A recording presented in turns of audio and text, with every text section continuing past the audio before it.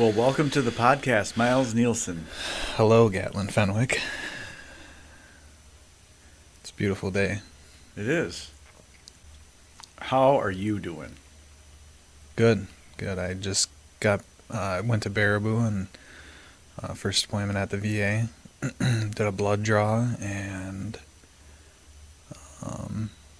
just talked about medications that I'm on, or a medicine that I'm on, and talked about tapering, and otherwise it's been a pretty good day. I got the day off from work.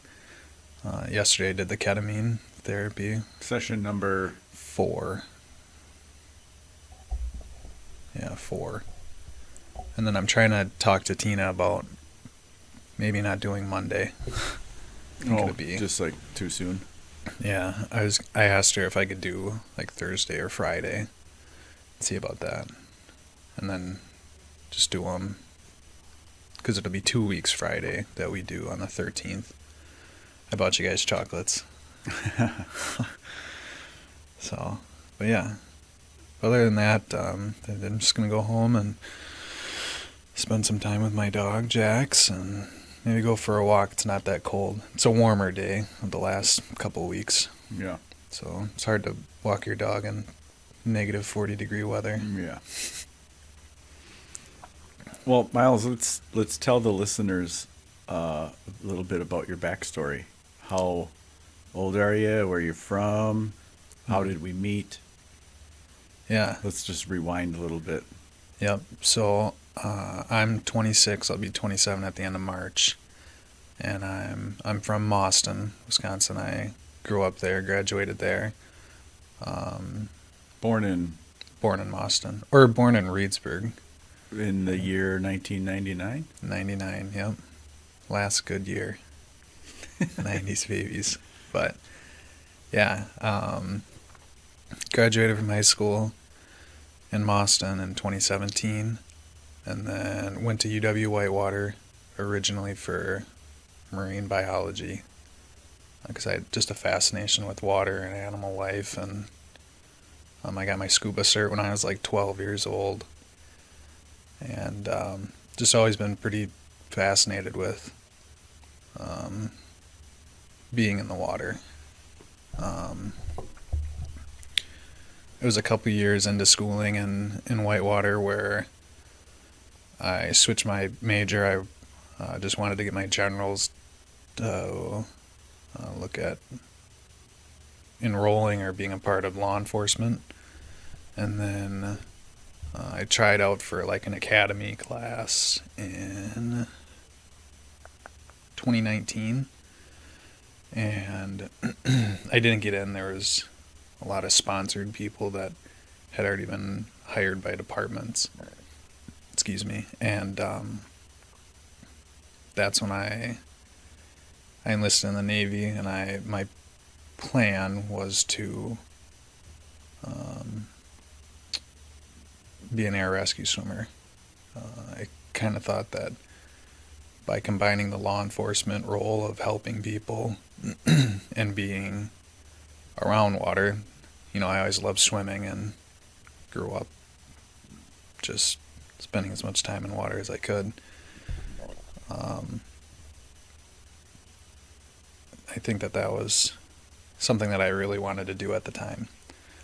So I was on an early deployment program where every Tuesday and Thursday we'd go to Kenosha and work out at the YMCA. And we'd do these things. They're PSTs, or personal standard fitness tests, something where you'd have to do a 500-meter swim first, as many push-ups in 2 minutes, as many sit-ups in 2 minutes, as many pull-ups that you could do, and then you'd run a 1.5 miles. And that was pretty standard throughout the testing that we would do in the Navy. And so went through the early deployment program.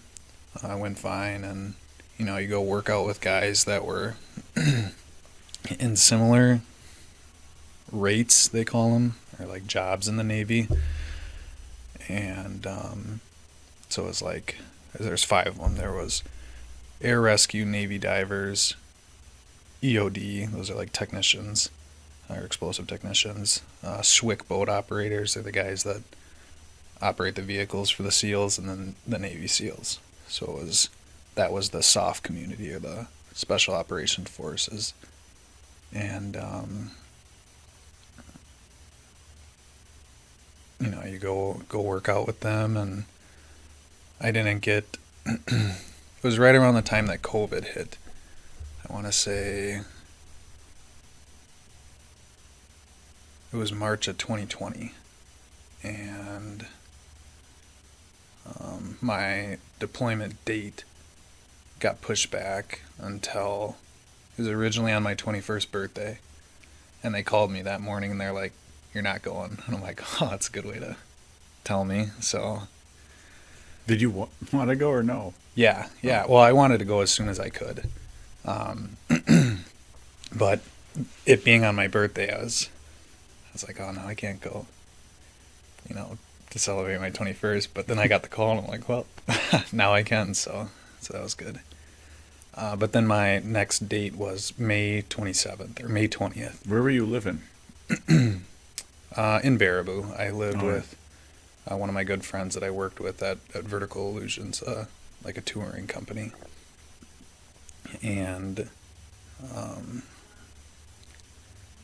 so went to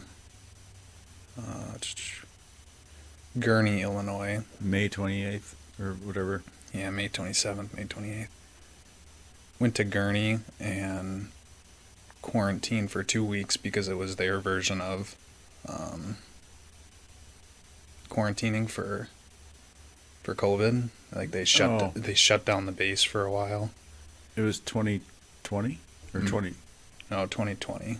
So March of 2020. That's when they stopped. They didn't take anybody. So my original boot camp day was that date, and they said, you're not going. We're figuring out what we're doing. And it wasn't until May that I went. So it was all right with me. And this was like brand new COVID era, right? Yeah. You went to when everything was locked down. Even restaurants were closed, weren't they, for like a month, the first month? Yeah. I remember we actually went one day when we did our PSTs. The YMCA in Kenosha closed, so we actually, I don't know if I'm supposed to say this, but we went to Great Lakes. Like we had to not close our eyes, but not be aware of where we were going to go do a training, like in their pools, which was kind of cool. So yeah, but anyways, went to boot camp, had to quarantine for 2 weeks, and then transition over to Great Lakes. We had a dive mow in the morning. It was like dive motivation, so we'd get up at like 5 and work out from 5 to 7. So we were up 2 hours before like the normal normal boot camp goers were up and started their day, so that way we could get our workouts in and then still do the regular Navy day.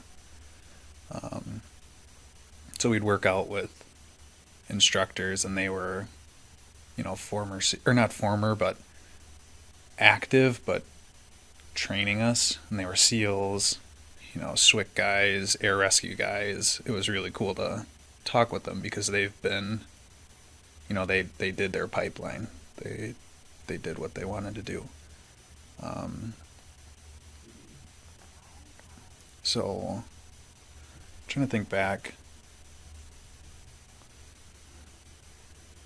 It wasn't until it was like the last PST that we did, last test. I was in the water, and this is the first part of the test, is the 500-meter swim, and the air rescue guys could do a freestyle swim where it's kind of overhand, like your typical way to swim, versus the other 4 types of the Special Operation Forces, the guys that use a combat side stroke. And so we were always ahead of them because it was just a faster version of swimming. And I ended up getting kicked in the water on like the third lap. And I had this moment of kind of a blackout phase where I didn't understand necessarily what was going on, and just felt super disorientated and sucked in a bunch of water, and really at a low, most vulnerable point that I've ever been. And now when I think back to it, that's where a lot of this started, where something that I love and based a lot of my life around, I was scared of, but I didn't know in that moment. I just thought I was having like I don't know what I thought I was having at that moment.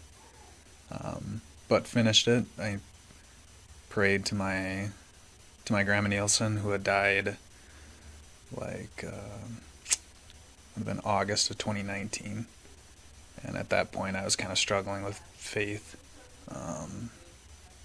So I just remember praying, I'm like, help me out, you know. This is after you finished? This is kind of during the swim. Okay. There was a moment where I'm like, oh shit, I don't want anybody to see me like struggling here, because then they'll get on me, like the instructors. So I just kind of remember talking to my grandma, and I think she helped me out a lot that day. But yeah, finished the rest of the PST. I didn't know at the time I was having like a panic attack, because my heart rate was already elevated. I was exercising. And it wasn't until later with another event that it kind of set in that that's what it was. So That's what was? Maybe the event that I was experiencing in the water, that's what was occurring. Like, I didn't know that my heart rate was elevated. I didn't know that my breathing was super irregular. I didn't know that I had this feeling of desperation in the water, that, you know, I wanted to get out of the water, but I also had to finish this test. Otherwise, I don't know, they would have dropped me or something, or rolled me back in classes. I didn't want to do that, so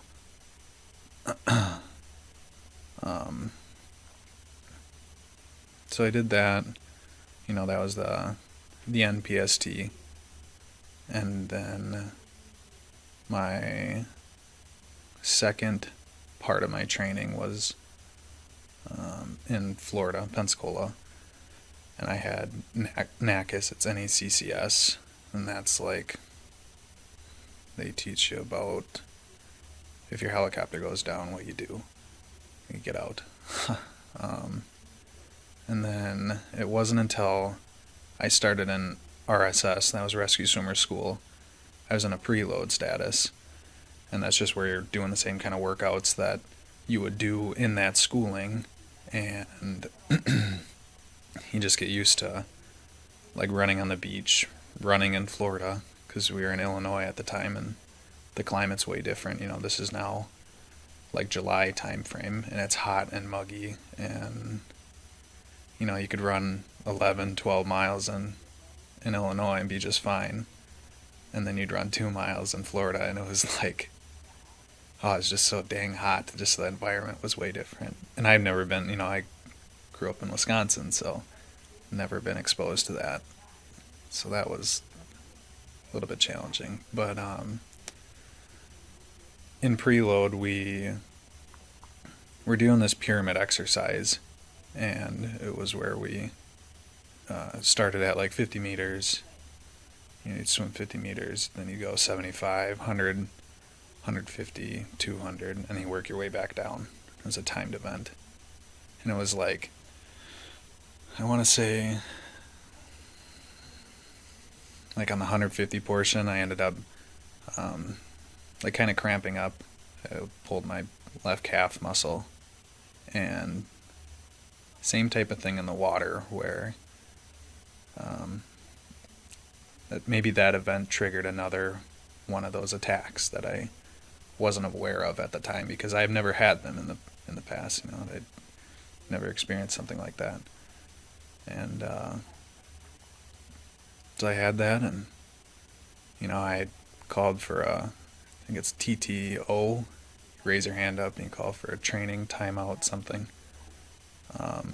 Then I went med down for a little bit, and I ended up DORing, which is dropping on request, from RSS. So I was no longer in that class for to be an air rescue swimmer at that point. Your choice. My choice, yep. And that was hard because I knew at the time I was letting a lot of people down, and that's a big letdown for me, because it was something that I've been working for more than 6-7 months between that early deployment program and finally getting to actually go. So that sucked. But how long of time was between when you got kicked in the head when swimming and the point you dropped out of RSS? How long was that? I would say I graduated July 25th, I think, of boot camp. So it was probably like July 20th that we did that PST, and then maybe August, I would say, that I was in preload, where I had that cramp, because NACIS was, I think, 6 weeks. So it was... So like a month or less? I'd say a month and a half to 2 months. Okay. But I didn't have any events in between there, and we were still training pretty heavily, just regular exercise. But during the RSS events, you felt these panic attacks come back? Yeah, just that one instance where I ended up pulling my calf muscle on my left foot. But that was enough for you to say, I'm out. I can tell my body's not. Mm-hmm. Is that when you acknowledged that something was up? Yeah, during my period of med down, I had a panic attack that was unrelated to the water.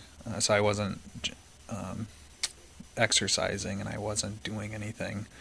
I was just sitting. Out of the blue, and I think I was talking to my mom, and I ended up going to the hospital because it was later at night, and our base hospital wasn't open, and they're like, yeah, you had a panic attack, anxiety attack, and I'm like, okay, what does that mean? Like, is it going to continue? What does this look like? So this is like an ER doc. Yeah, I can't remember the hospital, but it's Pensacola Hospital, whatever's down there. So yeah, I basically I just said that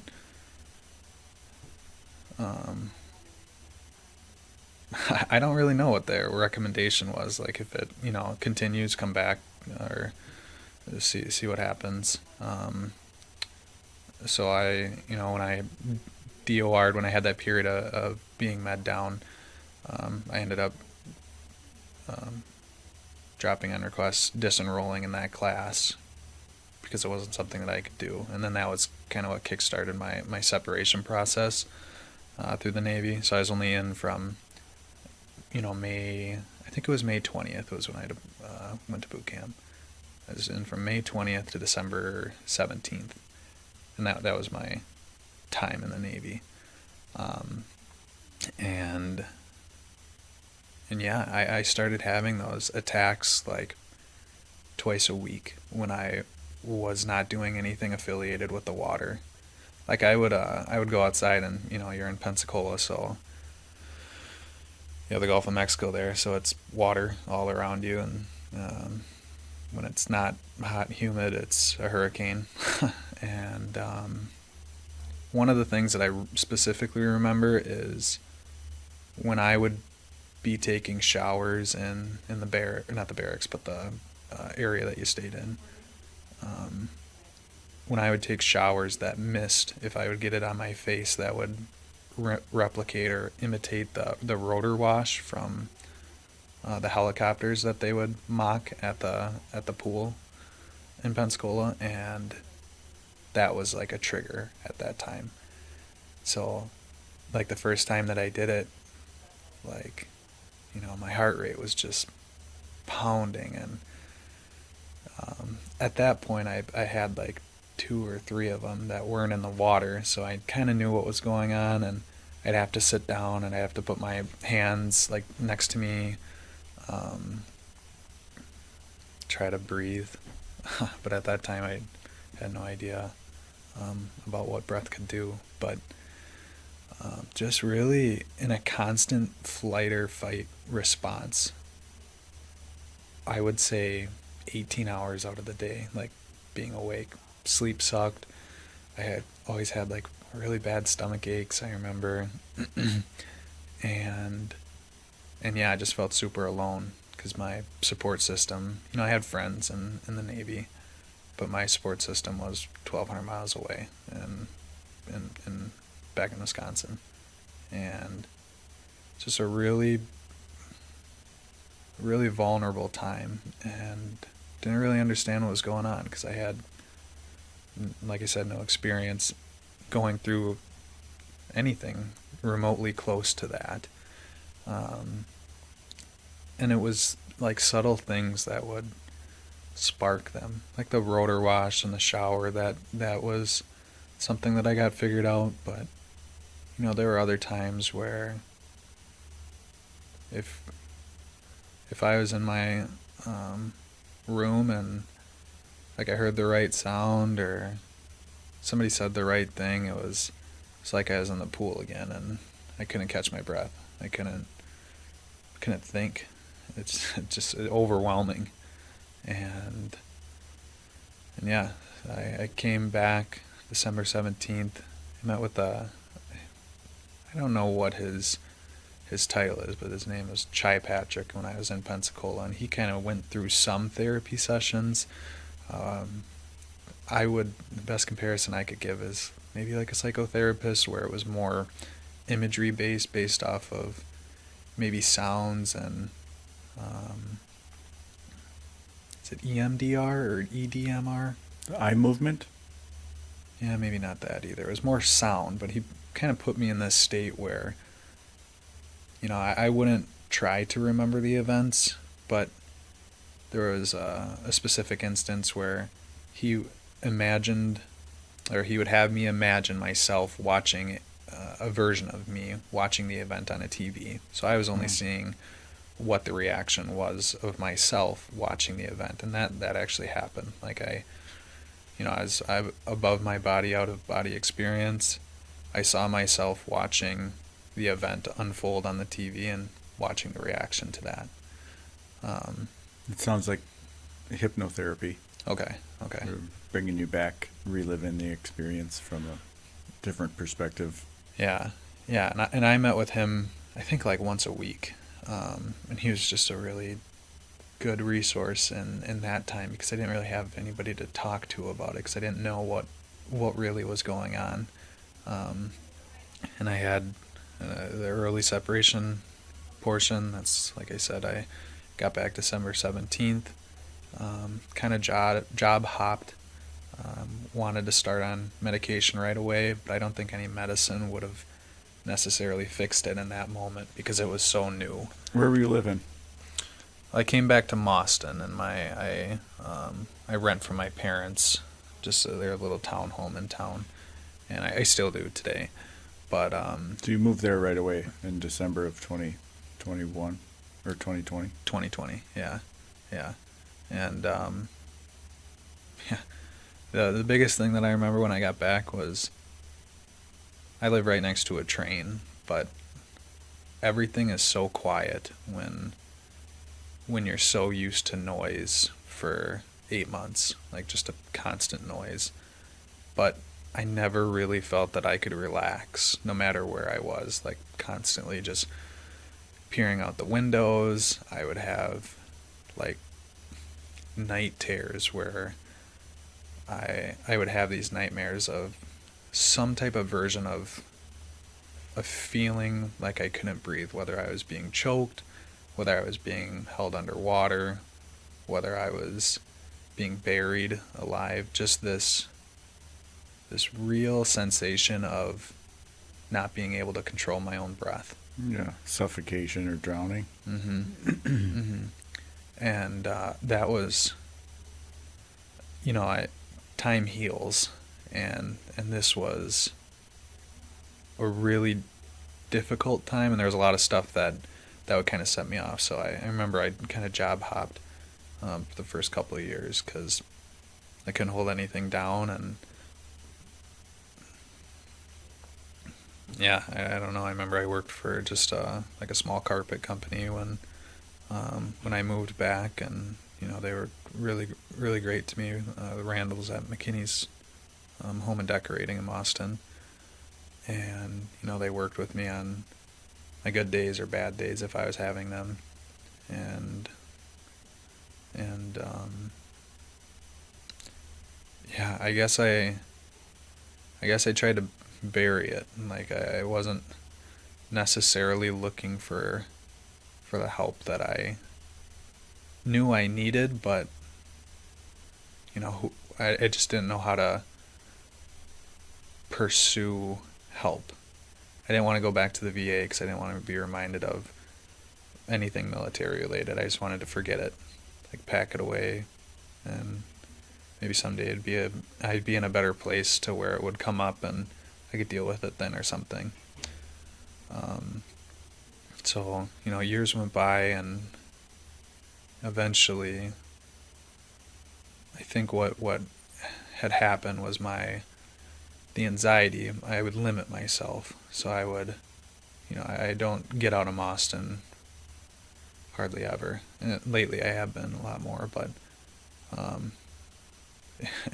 it'd be weird for me to go to like the Dells and go out to eat, or do things that maybe your 21-year-old self through 24-year-old self would think that you would be doing, like going out with friends more, making new connections, having that 20s experience.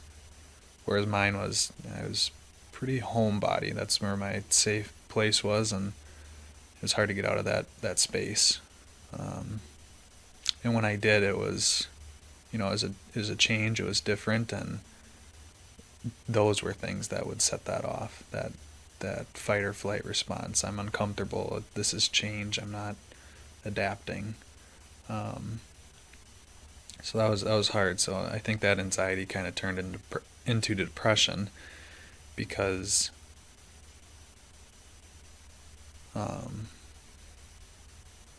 I wasn't living the life that I wanted to live at that time.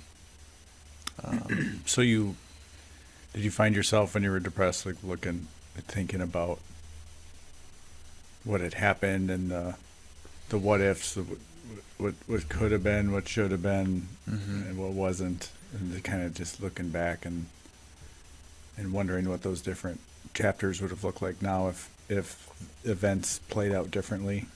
Is that sort of what was going on? Yeah, for sure. Because pre-Navy, I mean, I enjoyed rock climbing, like high adrenaline activities, scuba diving. It was just, I was such a different person looking back at it now, pre-Navy and before the events, that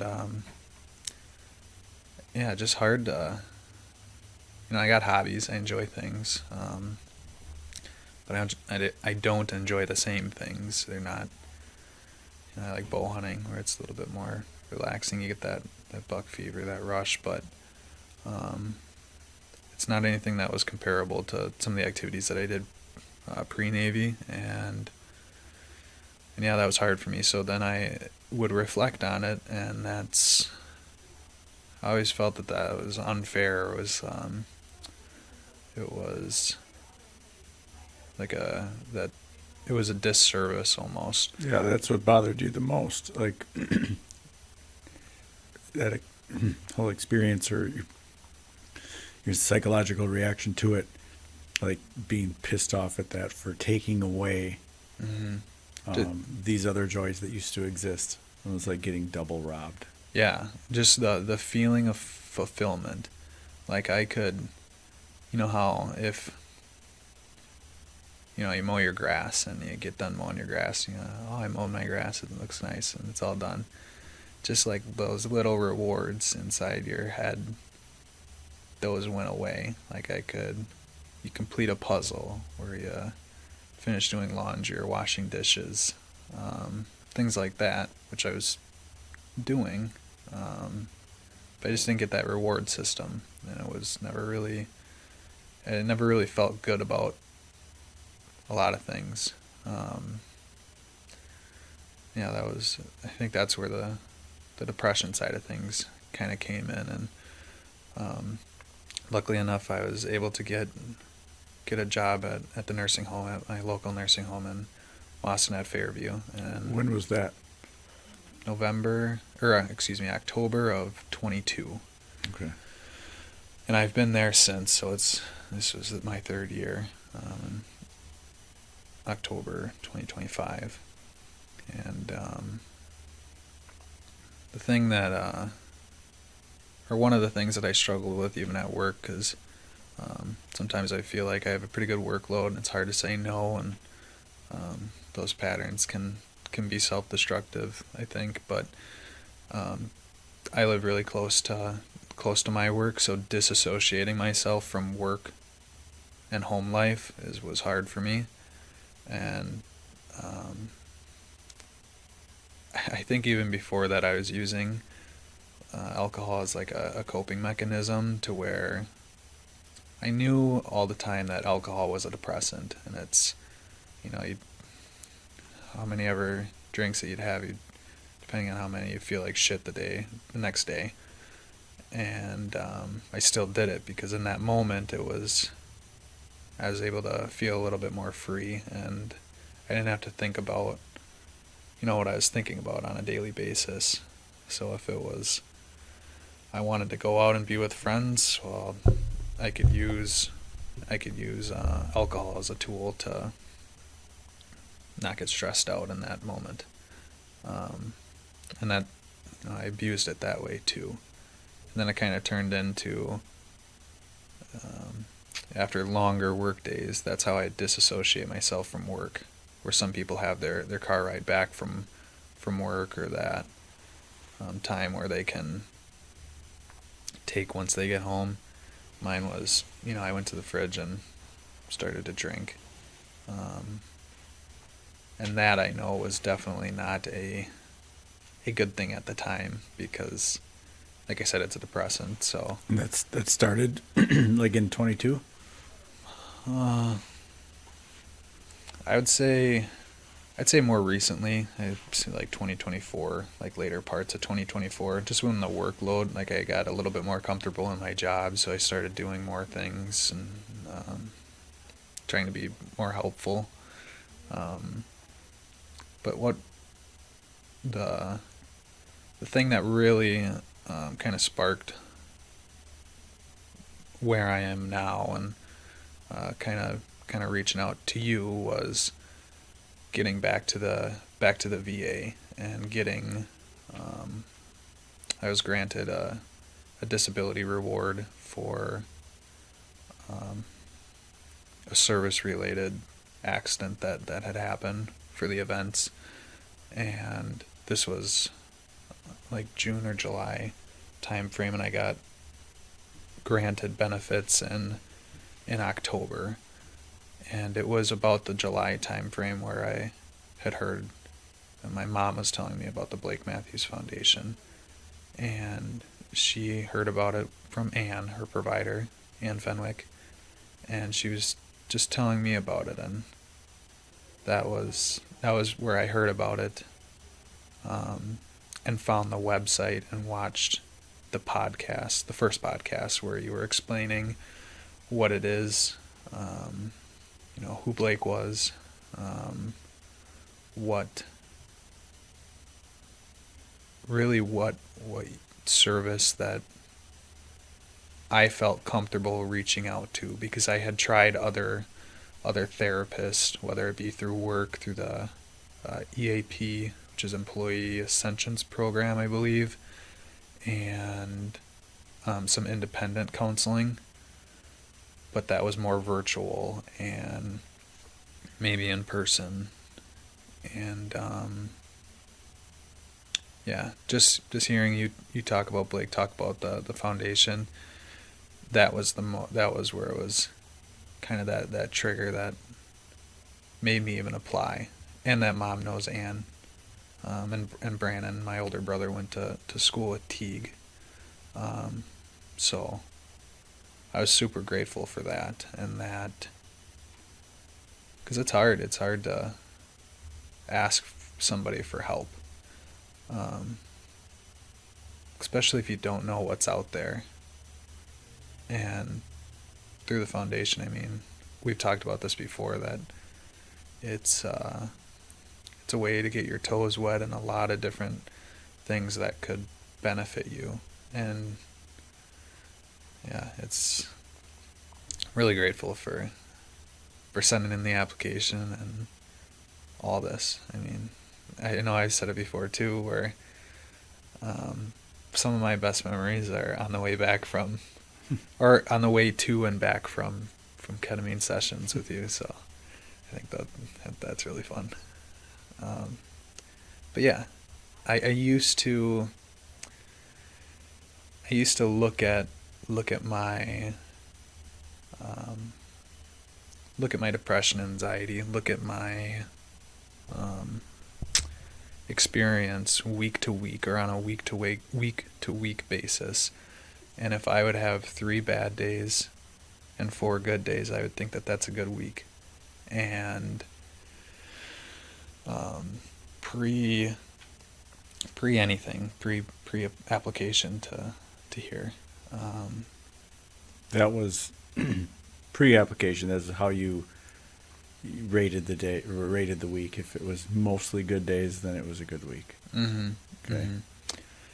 And now, just between the sessions that we've had in breathwork and the sessions that we've had with Tina and the ketamine therapy, it's December, because December 11th was my first session, and we had breathwork prior.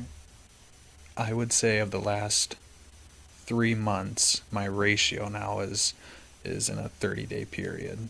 And, November, December, January, I would say, 20 out of the last 30 days in each of those months have been good days.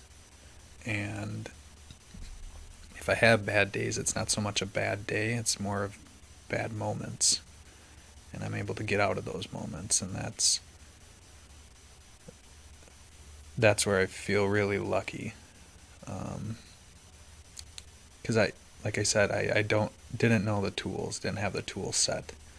And for every application in life, I think that, so as long as you have the right tool, yeah, you could get it done with something else, but it might take longer. But if you have the right tool for something, it's going to make the job more enjoyable and easier. So that was, yeah. And it's still ongoing. Nothing's ever, it's like a house. It's never done. So yeah, I mean, just, it's a lot. I can't even remember what your original question was. It was, who are you? Your background, and how we met. So I think that was a perfect answer. To sum it up, you grew up very connected with the water. You went to college right after high school in a town called Headwater. Yeah. You studied marine biology. And then you joined the Navy to become a rescue diver. Mm-hmm. And then had that incident in the water, which caused this PTSD that brought you to a point where you reached out to Blake's Foundation for assistance. And here we are. That's why we met. Mm-hmm. And that's how we met, not that long ago, last summer. Yeah. So explain to our listeners, you say now you used to be maybe 60%. If 60% of your days were good, you would consider that a good week. And now you're saying that a good 2/3, 66% of your days are have been good. Mm-hmm. So that's a noticeable improvement. Oh, definitely. And it was a measurable, a way that I could measure it. Why do you think that is? Why do you think that took place, any of those changes? What do you attribute it to? What do I attribute the better days to? Yeah, the changes you've experienced since you came to the foundation. What do you accredit to that? Yeah, I think a lot of it is, well, one, support, just having the background people. I know my mom is a saint, and she's the person I love most on this earth, and I know that, when I would talk to her about things, that it's hard on her, and I don't want to be a reason for my mom to have stress, anxiety, her own depression. So I knew that wasn't working, and I remember there was a time there before I reached out, said some pretty horrible things that you say to your mom, and I always regret that, and I know I always will. But having the support from you, Tina, Christina, through the Blake Matthews Foundation, I think that's one of the reasons that I have better days. But also, like I was saying, the tools that I've learned through breathwork, having the ability to recognize a situation that I'm uncomfortable in, that might be one of those triggers or one of those times where I feel more anxious, being able to take a step back, bring awareness to what is not causing me stress, and being able to breathe, because the mind can only focus on one thing. And if I think the biggest thing is if you're stressed out about something, really focusing on your breath, that baby's breath, that whale's breath, that's just bringing awareness to your body, connecting your mind to your body, and taking that second, taking those extra, minute even, and that's not really even a long time, but just taking that extra minute to whatever it is that you're going through, to recognize your breath is going to bring you to a place that's much better than where you were. At least that's the way it was for me. If I was stressed out after work, if I got home from work and I had a stressful day, taking that minute to sit in my kitchen, recognize my breath, watch the birds at the bird feeder outside, bringing awareness to all these things that are going on around the world that I would never be able to comprehend. And the majority of them are these beautiful things that are hard to describe. And, why am I worried about whatever situation I'm in? So having that and being able to disconnect from those looping thoughts, those are what made my days better. Having the ability to take my mind off of something that was causing me stress, something that was making me worry. Well, I would add, or I guess I would say, I would argue that we all have that ability. Mm-hmm. But the switch for you that's flipped in, from my perspective, is the awareness. Because we all have breath. If we're alive, we have breath. Mm-hmm. We all know how to control our breath on purpose. So we all have that ability. But what the trick is, having the awareness of the mind, or observance of the mind. Mm-hmm. Because before, let's say, panic attack sets in. This event that caused this embedded PTSD in us, with these different triggers that bring it back up to the surface, like the mist, or maybe even just seeing water or hearing water, or just a flashback of the memory, whatever it is, and then jolting your nervous system into that fight or flight state, that combat mode. And then that situation of the PTSD trigger and those thought loops happening over time become more of an easy pattern for your brain to recognize and loop back into more frequently, where maybe it sounded like the way you described it, the triggers, the loops, the panic attacks all of a sudden started to be triggered from a wider range of situations, even ones that weren't necessarily explainable. Like, why did that even start? Yeah, like being away from home. So Yep. maybe like just the state of the nervous system itself could have been a trigger. Yeah.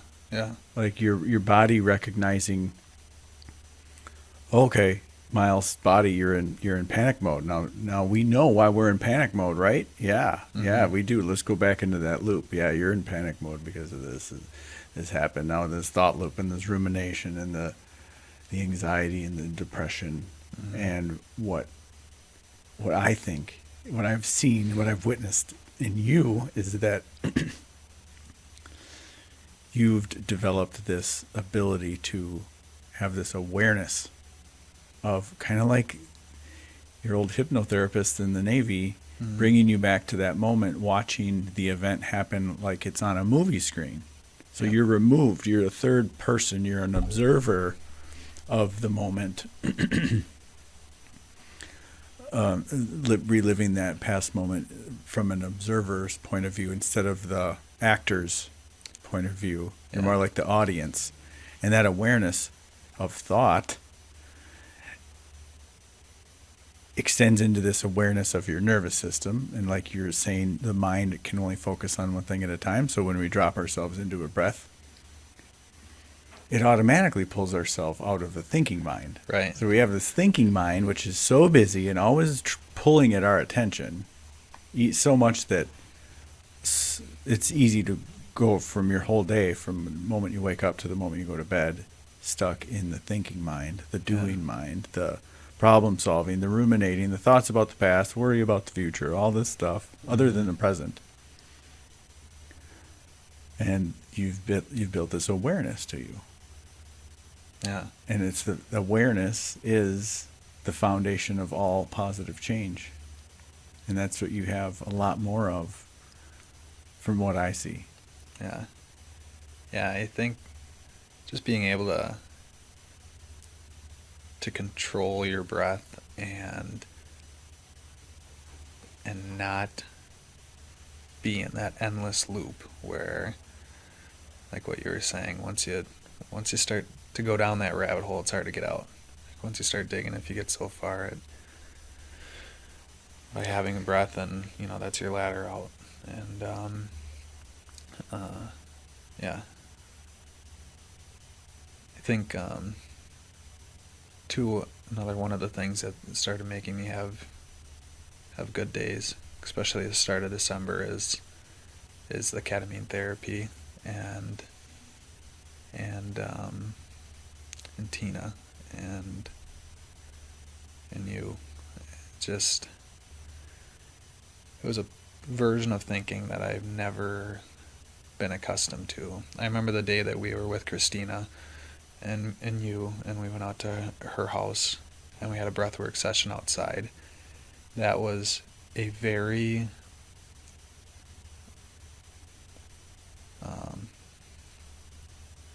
very relatable moment, similar to the ketamine, but in a different version. Where at ketamine we have the chairs that are in there, and it's in the clinic there at Essential Health. Being outside and having that session with Christina, I remember the chickens that were going around, but when I was doing that session, there was a point where you don't hear that. You just hear, I don't know what you hear really. I mean, it's more so the drum that you were drumming, and The chickens are just part of the song. yeah, it just becomes a score. It's a score to your experience. Same with the ketamine, where the music that they have you listen to, it becomes a score to really what you're observing, and your eyes are closed. So it's pretty profound. Just, I think one of the things that ketamine really showed me early on is that the only real obligation that we have in our lifetime is to be as happy and make every day as worth it as possible, because we're here for such a short period of time in the grand scheme of things, and the difference that we might make is going to be a fraction of human history. But if you're not happy, if you're stressed and worrying all your life, you're doing a disservice to yourself. And by having the right support, and hopefully being able to hear stories from people like me, or people that have experiences, that those people that are still dealing with similar mental health issues, that there is an avenue that they're able to explore, able to seek, and not feel like it's that people are going to let you down. It's just, the last 3 months have been mind-blowing in terms of how much of a lifestyle switch it's been, from day-to-day life, relationships, trying new things, doing old hobbies, just having that motivation. Because I think when you're depressed and it's winter in Wisconsin, it's cold, it's hard to get out, it's hard to do things, it's easy to stay inside, it's easy to think. And when you're in that thinking space, if you're not thinking good things, it can be a real problem. But It's easy to get stuck in the winter, just if anything, like in bed or on the couch, like just sort of detaching or shutting down, being lazy, energy lower. I mean, it's a season. Yeah. But you're saying you've found even in the winter, like these little bits of joy. Yeah. And better than the summertime. Appreciation of, yeah. Yeah, better than 2025 summer. That's awesome. Wait till 2026 summer. Yeah. I think that'll be a good time. Yeah, but yeah, there's a lot to be grateful for every day. Not just knowing that there's options out there, knowing that the follow-up that you've done, that Tina's done, that Christina's done, has changed my life hand over foot. And really just being able to text you whatever's going on throughout the day, that's why I felt good about reaching out and hearing the story. And I couldn't ask for a better experience. And two, just being able to be coached by you, or getting good information on what is out there, what services help, exposure. That's been super helpful. And I don't know, as if, like I said, I mean, there's not really many other services that, like, yeah, you can go to Department of Human Service and they might be able to help you out, give you flyers, give you information on that. But I think that the first podcast and the website and word of mouth, that it's all doing a great job in advocating for, how this can really help people, because it's really helped me. And I think that's great.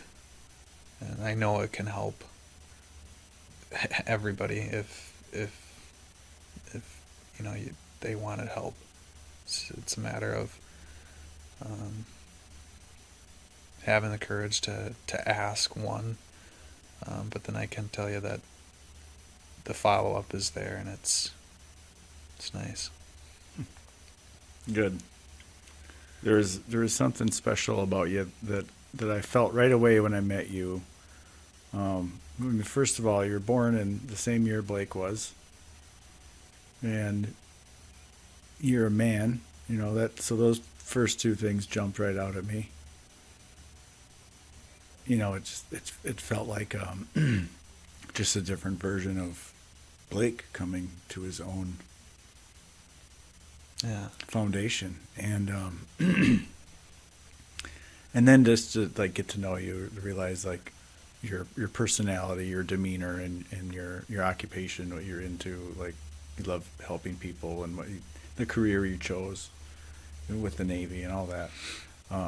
It's just, I saw so much light in you that was just ready to turn on super 10 million candle watt power mode once you figured out what some of these shadows in your mind were and how to get rid of them, how to overcome that, or to just understand your body and your nervous system and your thoughts, and once that happens, which it is happening, you're already doing it, the help that you're going to be able to provide the rest of the world with whether it's in a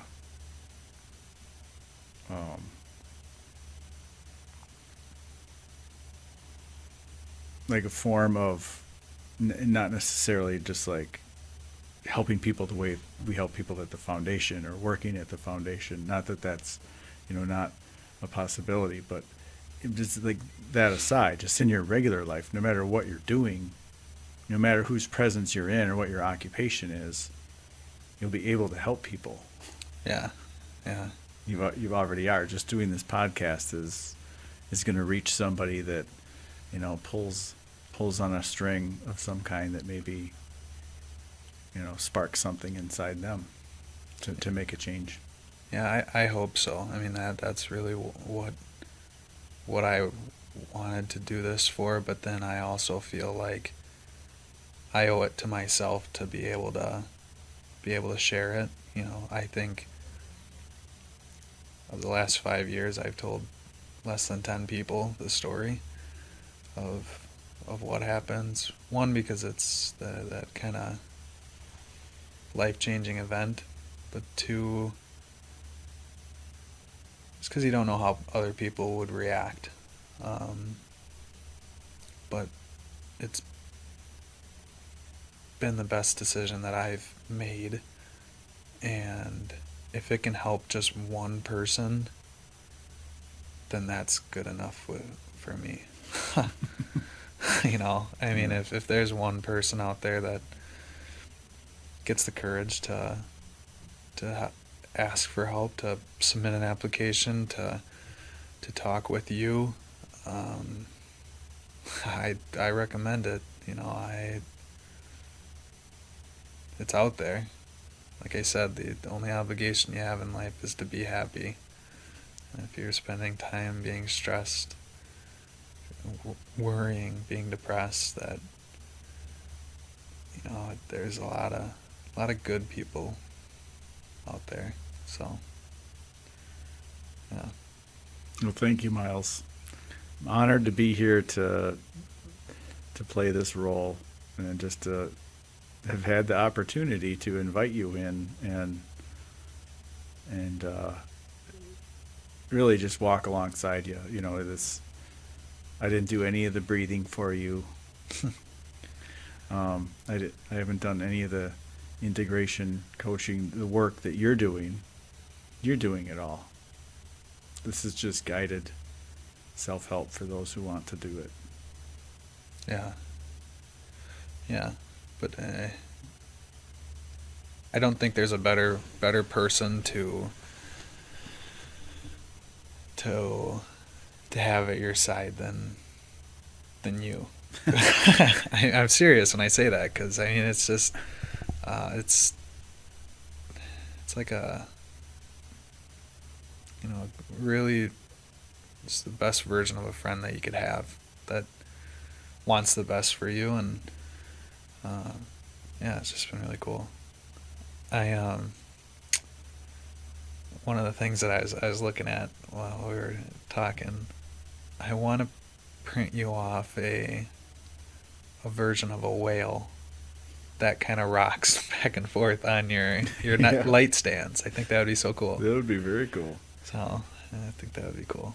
I wanted to talk about that just a little bit, because with 4 ketamine sessions now, the first one and the last one, and I think maybe also sessions 2 and 3, or maybe just number 3, but you've had a lot of you've had a lot of experience in the water, around water, dealing with water. You were in a well, you've been swimming, you've seen a lot of whales almost every time. Whales. What is it about the whale?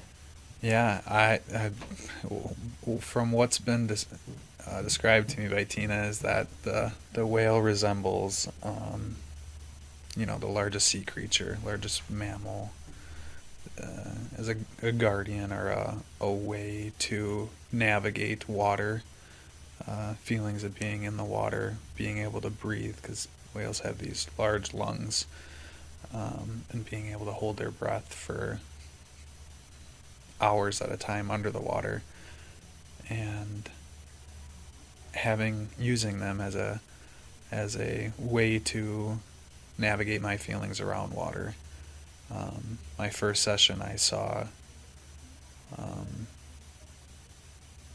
or I think it was my second session. My first session I had more the corrugated metal and some other experiences, but the second session it was really about swimming alongside like a huge blue humpback whale, and I remember when it would take this breath of water, or when it would breathe in this water, it was like you were taking a deep breath. You're breathing in, and when it would push the water out and filter that krill or whatever it was that it was bringing the water in for, that it was on the way out, that resembled or symbolized the breath, you exhaling or myself exhaling. And I've, instead of where I was thinking about my breath more so in relation to being like a baby's breath, where it's kind of that, it's still the tummy, the ribs, the chest, when I inhale, and then on the exhale, the chest, the ribs, the belly on the way out. But instead of thinking of a baby breathing, I'm thinking about a whale's, the water coming in and being pushed out of the baleen. And That's awesome. it's been just a great tool. The third session, I had a pretty specific visualization of the same whale, but kind of crystallizing or forming, like a hardening, where it's like it's there and it's there to stay. And then just yesterday, the most recent one, I had this under view of, like, I don't know, it must have been 1,000 of them, kind of looking from the bottom up. So it was just these bunch of whales swimming through the water, and instead of that blue ocean water hue, it was like this real pink reddish view from the underside that was just bizarre, spectacular to see. Appreciation. I think that's kind of one of the things that I was getting from that, the more I dissect it, is that I can appreciate the water too. Um, Being able to find joy in it again, that I don't have to. Maybe the first one was not being afraid of it, that there's, you have supports, you're able to think about it in a way that doesn't trigger something. The second one is, the second experience with the whales was, I think, the hardening, the reassurance that it's not going anywhere, and then that third one was maybe just the enjoyment, where I can think about it as a beautiful thing again, and maybe fall in love with it again. Yeah, maybe dive back in there. Mm-hmm. Yeah. So, and Tina's right. Tina says that, you think you have the intentions going in, and yesterday I was trying to think about having like more confidence in myself. That was more the intention going in, and maybe the more I dissect the imagery of yesterday, I might get that. But I think a lot of it comes with just being able to appreciate the things that are beautiful, the things that maybe I wouldn't have appreciated a year ago. Yeah, it's you and Sasha got to do it. Well, it sounds like good progress for you, Miles. Yeah. If you don't mind, how low? Can you picture your lowest point? Can you think back to a point where you like wanted to take your own life? I mean, when you were maybe and talking with your mom about that and sharing, does that stick out in your mind as a low point where you ever, would you say, suicidal? You wanted to die? Yeah. There's been a couple times. The most recent one was September 26th. I remember I got done with work, and I think it was a Thursday or Friday, I don't remember. But this was when I went to the Toma VA, and kind of like in their ER or emergency room to try to be admitted. But anyways, it was just September 26th. I just got back from work, and I went to Quick Trip, bought some beer after work to disassociate. And I have a concealed carry, so most of the time I have a gun in the truck just for my own reasoning. But anyways, just was listening to music in the truck, and I don't know what it was necessarily, whether it was the day at work or some other stuff going on. I'm not quite sure, but I know that, if at that time, if I were to shoot myself, I wouldn't feel it, because my body would go into shock. Like, there's no way you'd feel a wound to your head. It's not going to be painful, at least. What I was trying to get over, and what I was trying to do with the beer as the coping mechanism, was get away from the emotional response that, like, my mom would have had, or my family would have had, or people that know me, that emotional response. So what my intention was that I would drink enough to forget, then shoot myself that same day. And I pointed the gun at myself a few times, had my hand on the trigger, finger on the trigger, and I don't know what stopped me from doing it. I just remember my neighbor at the time, or he's still my neighbor, but he kind of stopped over, asked how I was doing, and I was talking to him about things, and it just kind of got my mind off things. So yeah, that would probably be the most recent, most significant ones, but there's been other times too. Your neighbor just randomly stopped over, or Yeah, I don't know if he maybe saw something or what it was, but I was listening to music pretty loud, and he's a pretty he's a nice guy. yeah, So I was grateful for that too, and told my mom about it the same day, and she came over. Boston Police Department came over. One of the sergeants there, Brandon Arns, is um, city cop that's talked with me other times than just that date of it was the first time I met him.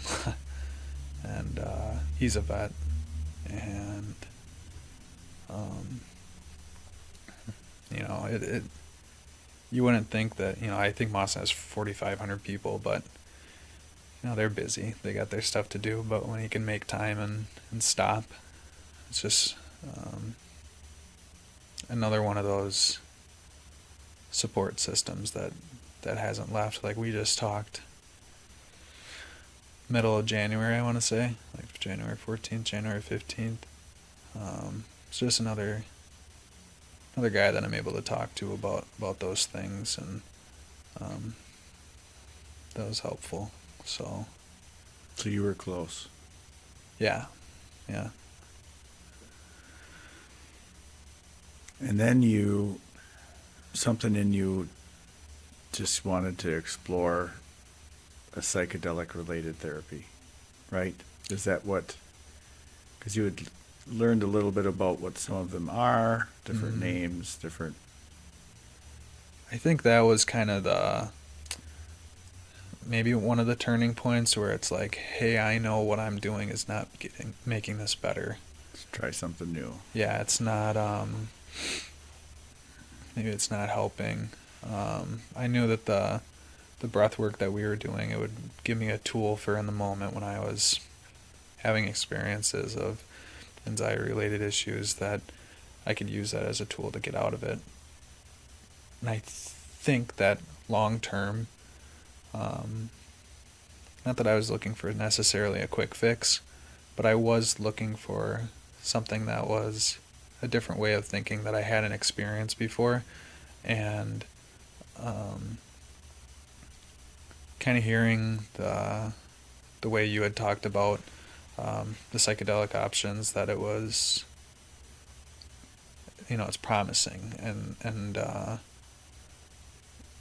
I am always pretty nervous to start, whether it be medications, a new routine, a new pattern, a new even way of thinking. It was always pretty nerve-wracking for me, and I know I've had conversations with you about, don't be nervous about being nervous, and that was really what kick-started getting the information on the different resources that I could try to pursue, and that's really when I think we called Tina. That was it in October time frame, or October, right? November. Yeah. So I think it helped that my mom knew about it too. For sure, because she was standing alongside you the whole time and doesn't want you to, well, like any mother would do, is a protective hen, to make sure what you're doing is safe. And yeah, and one of the other things too that I when I heard about, or when we had discussed ketamine, was the responses that people were having to it. That's what made me feel way less scared, more open to it, but that it was helping with people that had some form of PTSD, or had depression or anxiety related mental health issues, and that it is I don't know, I want to say, Tina, didn't she say something about it being like 70 to 80% of recipients of ketamine that, like, they reported significant changes within the Like first month of trying or the first It has 6 sessions? 80% success rate. Yeah. So for whatever reason, 20% of the people that do it say, this didn't do it for me. But there's also a spectrum on the willingness of the patient, the client, the person receiving the therapy, the open-mindedness, the dedication that they put to the practice of their integration of practicing awareness, observance of the mind. Right? Really, that is the way I've heard it explained to me, and it makes sense after thinking about it long enough. But ego is the unobserved mind, and the ego is the only thing that can suffer. So pain is physical, suffering is mental, and its antidote is acceptance. Acceptance of what is the situation, or acceptance of that physical pain is when the pain goes away, is when the suffering goes away. That suffering only can exist when we have a resistance to what is. So I got this cut on my hand. Oh, I don't like this. That resistance to it. Oh, I hate this. This sucks. That resistance to that pain, physical pain, is what causes the mental suffering from the pain. And as soon as and acceptance doesn't mean liking it. Right. Just acknowledging it, knowing that it's there. Yeah, or you could even say the acceptance of not liking it. Like, no, I don't like the way this pain feels, but I'm going to accept the fact that I don't like the way this pain feels. But every time the suffering comes in, that's the ego sticking its head out. It always wants to shine itself like a flashlight, and it's always like, get out of the way, I want to be first. And it wants to, in every situation and thought and circumstance in our life, the ego is always trying to shine the spotlight on itself. Look at me. This is all mine. All these attachments. All attachments are ego. And the ego is just this, it's just this thing that exists in us. It's not real. It's imagined. Subconscious. Well, it's a part of us that we can't escape. It's part of being human, is having this sense of identity, this separateness. If you look at the word individual, individed, undivided, duality. It's so that even just the word individual implies in that word that we are just part of something greater, a fragment of the universe instead of a separate part of it. We are it. And the ego is what keeps us from feeling separate. Because the ego puts out this illusion that we are, the ego is something. The ego is me. My name's Gatlin. I have this body. I've had these experiences. I have these thoughts. I have these beliefs. I have these concepts and these teachings and these ways of thinking and being and doing and acting, and my truck, my home, my thoughts, my emotions, my depression, my anxiety, my. So everything with ego is always relates to an attachment of me, my. But that's the only thing that can suffer. Only the ego can suffer. So when you have a moment of silence in between that period that exists between an event and a reaction. So say somebody at work insults you, and you have that reaction to it. Well, in between, they don't happen at the same time. The insult happens and then the reaction happens. And in between those two events, there is a moment of stillness. It might seem like a microsecond because that's all the brain needs to process something so fast. we're fast at processing things. Right. But that moment of stillness exists. And that is that moment that before the ego. And in that moment of stillness is just enough time for the ego to come in and shine its flashlight on itself. And be like, you're going to respond to this with your ego. Yeah. You're going to respond to this with attachment. You're going to respond to this with the ego mind. And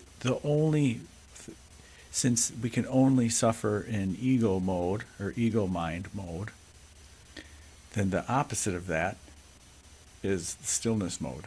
And awareness. The synonyms, right? Stillness, awareness, presence, observance of mind. Because the ego is the unobserved mind. Mm-hmm. So the observed mind would be the opposite of the unobserved mind. Right. And an observed mind is you being aware of your mind and having that presence of mind and the stillness that only the ego can pull you out of. The ego wants to pull us backwards in time to ruminate, Mm-hmm. and it wants to pull us forwards in time to worry and anticipate and rehearse. Yeah. And only without that ego, or we shouldn't say without it, awareness of the ego, can that presence and that stillness be there. And it's amazing to think, if you are able to use, say, your breath, for instance, to extend the moment of stillness between an event and a reaction, even if it's just 1 second. Mm-hmm. That 1 second, if your original reaction that took place in a millisecond was all the ego needed at the time to get in and shine its flashlight and say, respond with me, then if we extend that to 1 second, that's 1,000,000 times more the amount of processing power and time we give ourselves to be able to react with presence and stillness and awareness, and with being aware of the egos in the background. I can see it Mm-hmm. trying to poke itself out. But Yeah, or when we talked about Alan Watts the other day, one of the things that he says is the moment of now is the only, something about it being the only moment of awareness is the moment of now. And when you are thinking about the future, if you're, anxiety, if you're thinking about the past, the depression, by having the only moment of awareness is the moment of now, you're going to be happier. You're going to do more things. You're going to be able to respond better to the insult. You're going to be a better friend, a more better family member. It's probably just live longer. yeah, just being in the moment. And that's Yeah. if that's anything that, if there is one thing that I've really taken away from this, it's just being more present. Not, if I'm in an environment and where I wish I was home before, being aware of what's going on in the environment and not having to really worry about things as much, just being aware of the moment, being aware of what's around me and taking that in. And you don't have to respond to it, having the event and the reaction. Sometimes I think the best reaction is just having awareness. Just acknowledging it. And yeah, if the insult is the example, you just acknowledge the insult. Say, okay.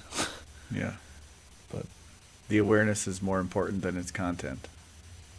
yeah, I think so. Well, I'm really proud of you, buddy. Just in a few months, to go from a suicidal night Mm-hmm. where you came awful close to right now, we can confidently say you are not suicidal. Mm-hmm. Yep. So my work here is done. That sounds good. Very cool. Yeah. What I think one of the things that I did want to ask you, like as a listener when I first started, is it okay if I ask you a Yeah. question? Okay. If what would you say to somebody that was in my shoes that didn't know about the resources? What's the best way to is the application process the best way to reach out? Or what if somebody didn't want to unfold really why they're reaching out, but they maybe just want to have a conversation with you? Yeah, they can use the Tinman line. So right on our website, there's a button for immediate help, and it's where people can contact a crisis hotline if they feel that they are in a crisis mode. That's not what the Tinman is for. We don't have the resources for a crisis line, but we have a Tinman line, which is this in between line. It's a way for somebody to immediately communicate via text or phone call with questions. Maybe they just feel overwhelmed. Maybe they aren't sure about the foundation, and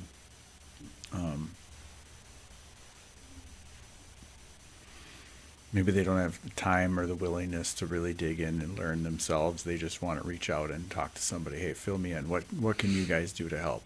What resources do you have? How does your process work? Mm-hmm.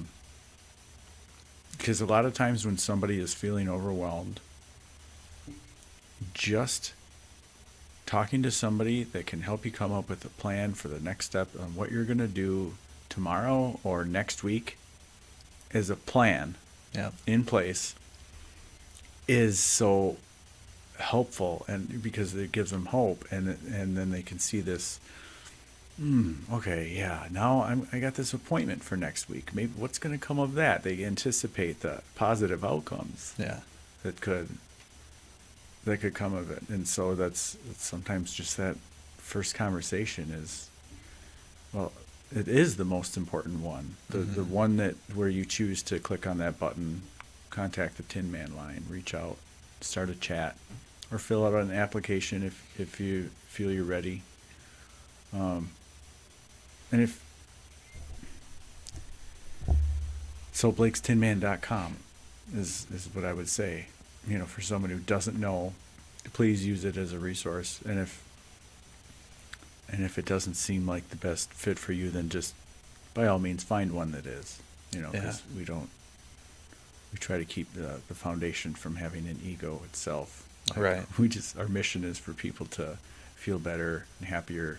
It doesn't have to be through us, but we love being a place where it's comfortable to talk about it, like on this podcast, where this is the cool place to come talk about mental health. Mm-hmm. There's no stigma here. There's no judgment here. We've all been there, done that. Right. Had that thought. Walked through those trenches with you. And so if somebody's there in that position, it's our job just to listen and help guide them in a way that fits them. That's the Tinman coin process is designed that way, to allow people to find something that suits them. It's not a one size fits all. Right. So yeah. I think because like when I got my first Tinman coin, that was issued for breathwork sessions, or 3 months of breathwork sessions, and then 3 months of the men's holistic coaching, and then invitations to the men's group at the time. And is there, if somebody doesn't know about the things on the website that you do have, that's really what the Tinman coin is for, right? Because you will kind of have that intake process, and then based on what you think is good for that individual, that's maybe what you recommend and kind of what their choices are too. Yeah, it's basically coming into form its own like algorithm basically, where depending on who they are, how old they are, what their financial position is, what their goals are, it just sort of filters down like if then statements basically, and then it really just in simple terms it depends on what they're open to, what they're willing to do, and how much work they're willing to invest. Because Yeah. not everybody wants to sign up for a 12-week program that that's a lot of time and money invested into certain program that maybe somebody else isn't like looking for something that deep. Maybe they just want to see what other options are out there for holistic wellness, and research things that they may have never heard of before, like breathwork or sound healing or Reiki or Reiki therapy. or ketamine. Like a lot of times they say those four words and people have no idea. Like I've never heard of any of that. Or meditation. They're like, yeah, I've heard about it, but I don't know what it is, or they think they're not good at it. That's a common thing too. What is, this is a question for me. What is breath work with you, any of the providers, look like after the after I'm done with the Tinman process? Well, it's your breath, so it can look like whatever you want it to. If you feel that you need more coaching and want some more education on different breathing techniques, or if you want to dive a little deeper into the science of it, you can hire a breath coach from wherever to help you do that. As far as like the Tinman coin program is set up is a 3-phase coin system where you use your first coin, you're eligible for a second one. You use your second one, you're eligible for a third, with the idea that the hope and the plan is that people feel like they're at a better place, like they've gotten a ride across to the other side of the river by that time, and then they can help other people cross over too. They can give back. They can volunteer for the Tinman event. They could be a peer mentor for the Tinman. This first 6 months of this year, the city of Reedsburg is granting us a rent share for occupying the space in the upstairs of this building, which is a 3,000 square foot community space that we're going to test drive for 6 months while we have this grant, and just see how many group events can we have, how many retreats can we host, or classes. And with the foundation and our different wellness partners associated with it, putting together more group events, it can also make it more economical, because if we can bring 20 people, a cohort of 20 people through a 6-week program where everyone's learning at once and learning together in a room, it's very different than a one-on-one program, but it's also way more affordable. You can, with the same teaching mode and method and time, you can have 20 people absorb that instead of just one. So that makes sense. That could be huge. So there's a lot of changes, and there's never in September 2024 we decided let's start a Tinman coin wellness grant. What does that mean? What is that? And then we invented it. We threw a version of it out there, not even knowing like what is a good idea, what's not. And then we did that. And then that became what the grant was. But then we can't forget that we just pulled that idea out of a hat. So let's keep asking questions. What's right with it? What's wrong with it? How can we tweak it? And it's evolved into this 3-coin system now.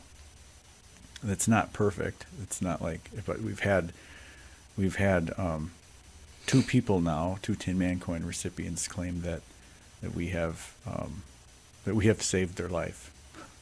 I mean, which is amazing to hear. Mm-hmm.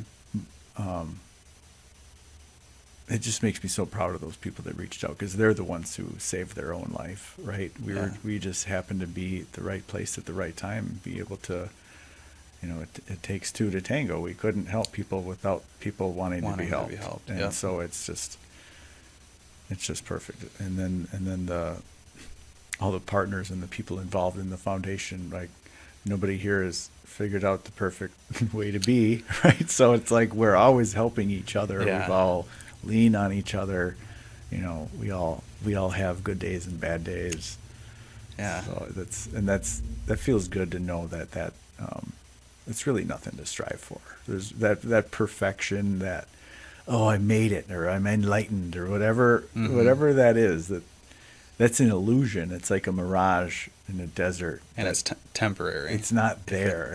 It looks like it's there, and it's something that maybe we chase for a period of time, which is good. That chase, there's a lot of benefits that happen as a result of that striving for that mirage that doesn't exist, but it doesn't exist. Yeah. So, like you said, and just enjoy the ride, right? Because we really have two options in life, and that is to have a good day or a bad day, and it's a choice. Right. Have a bad moment, a good day. Yeah. But Yeah, for sure. I was going to ask you something else, but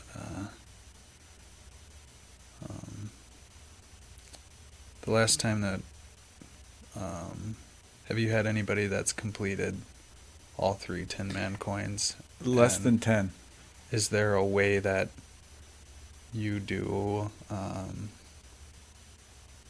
less than 10? Okay. Or maybe thereabouts. Around there. It's really, right now there's, God, I would say 50% of all the coins we've ever issued will probably not ever get to completing 3, because they never completed the first one, or maybe they didn't complete the second, or it's stuck in limbo. So maybe someday they'll come back and be like, hey, I completed this. And, so there's no like strict rules, like by this, if you don't complete it by this time, you're ineligible. There's just none of that. We're too young to have any of that established. I'm sure those things will evolve and come about in the future. But for now, we just want to make sure that the coins are effective, like they're helping. And if, like you said, if you help one person, then that's a huge win. Right. We want to help more than one person, so we just want to learn from our mistakes for each grant round. I shouldn't even phrase it like that, just because it's not mistakes. It's just the learning process. It's the invention process. That this is a prototype, and we really want. And what it seems to be morphing more towards is that there is a A to Z plan. There is a pattern.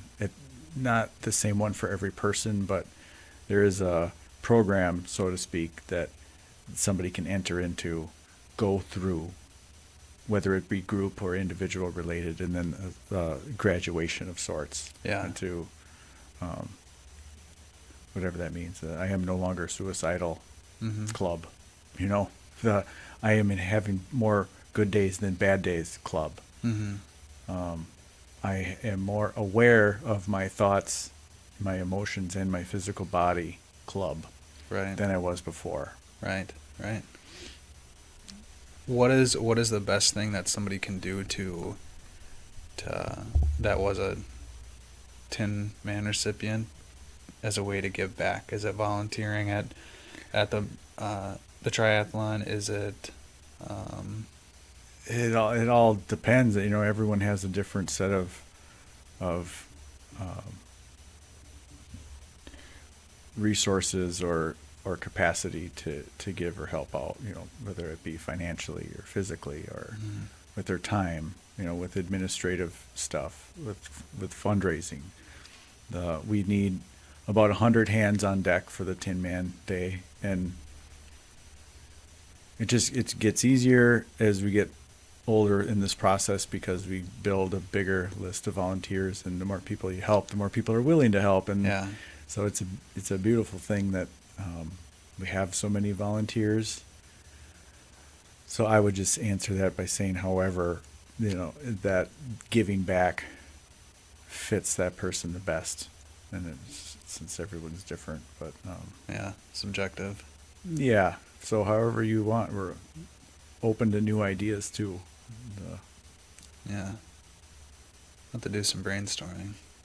I know there's like donation pieces that, like for raffle items or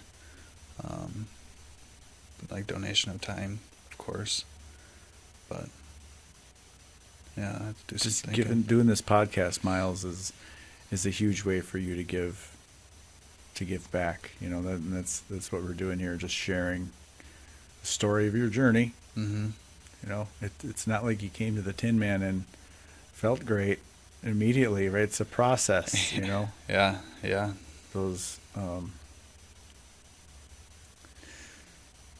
things are just unpredictable on the wave, the chart that it will look like, on our way through life, the ups and the downs. And as long as we are recognizing that we're not spiraling further down, knowing that there's still going to be bad days, but maybe we reach points where our progress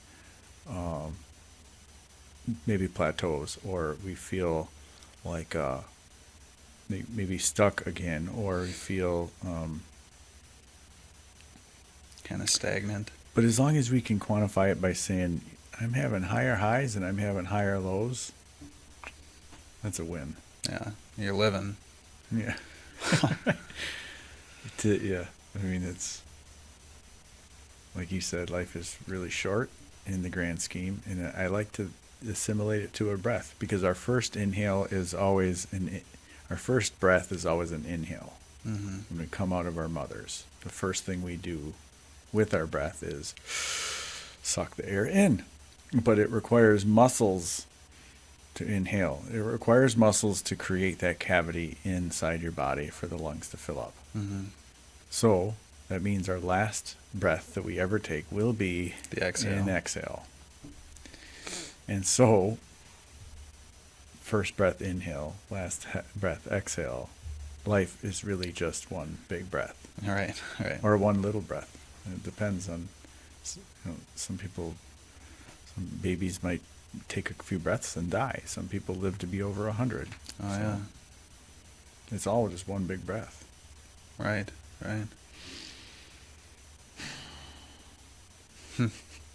And we don't need to take them all that seriously. Right. That is true. That is very true. It's, Have fun. I was going to say, be happy. If you're not happy, try something different. Have the courage to try something different. Yeah. I'm proud of you, Miles. You're brave, reaching out in the first place, doing all the different things you've tried with us, the open mind you've had. That I know you were skeptical, very skeptical at first. I was like 20% chance of getting Miles to try psychedelic assisted therapy. It's kind of what I thought. So when you reached out that day and said, I really had a bad weekend, I really want to try something, I'm at the end of my rope here. Mm-hmm. When I met your mom in the back of your house that day, like, I got really emotional because of the positive that I knew was to come. At the same time, I knew the worry in your mom was uncurable at that moment. No matter what words I said or whatever hope or confidence I had in me, Mm-hmm. wasn't going to change her worry. But I felt so good that day because I was just like, yes, I'm like, that was the win. That was when, I guess in the business analogy, that's when the money was made. That's when the profit was made. That's when the win took place. That was the magic moment. Yeah. You saying, yeah, I'm ready. And it's not just you, it's everyone who reaches out or makes that choice to take that leap. It's like, it takes courage, and it takes bravery, guts, whatever you want to call it. Yeah. Time too, and just Trust. trust is a big one. definitely. Yeah, but in no way or in any realm have I ever felt like it wasn't worth it or that I was let down in any means. Like, this has exceeded my expectations for whatever I thought that they might have been going into it. I didn't really have any expectations, really, but I just knew that, even for those first couple times, I really wanted you to be there, and you were. And I don't know as if I would have been able to do it without you, and I think that's great. So, Well, that's why I was there, to make damn sure you did it. yeah. So make sure I stayed in the Drink chair. the Kool-Aid, Miles. Yeah. Stay in the chairs. I didn't get up. Well, it's been fun, and I'm looking forward to experiencing more moments together in this whole process, and Yeah. as we work on ourselves and help others along the way. Yeah. Thank you again. Thank you, everybody. Thank you, brother. All right, till All next right. time. Till next time.